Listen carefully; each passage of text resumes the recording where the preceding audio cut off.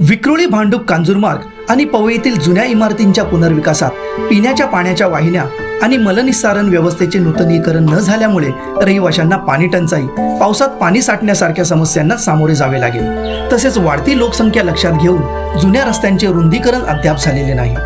या समस्यांवर उपाय म्हणून पिण्याच्या पाण्याच्या वाहिन्या आणि मलनिस्सारण टाक्यांचे पुनर्बांधणीसाठी विशेष प्रकल्पाचा आराखडा तयार केला जाईल, ज्यात केंद्र व राज्य सरकारच्या निधीचा वापर केला जाईल। पुनर्विकास प्रकल्पांमध्ये पाणी पुरवठा व मलनिस्सारण यंत्रणांचे अद्ययावतीकरण बंधनकारक करण्याचा प्रस्ताव मांडला जाईल।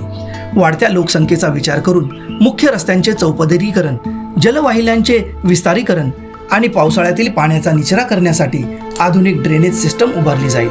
या कामांची देखरेख करण्यासाठी रहिवाशांचे प्रतिनिधी आणि तज्ज्ञ यांची एक विशेष कृती समिती स्थापन केली जाईल। या उपाययोजनांमुळे विक्रोळी, भांडूप, कांजूरमार्ग आणि पवईतील रहिवाशांना पाणी टंचाई आणि पाण्याच्या साठवणीच्या समस्यांपासून दिलासा मिळेल। तर चला एकजुटीने पुढे येऊया आणि आपल्या हक्काचा ठाम आवाज बुलंद करू।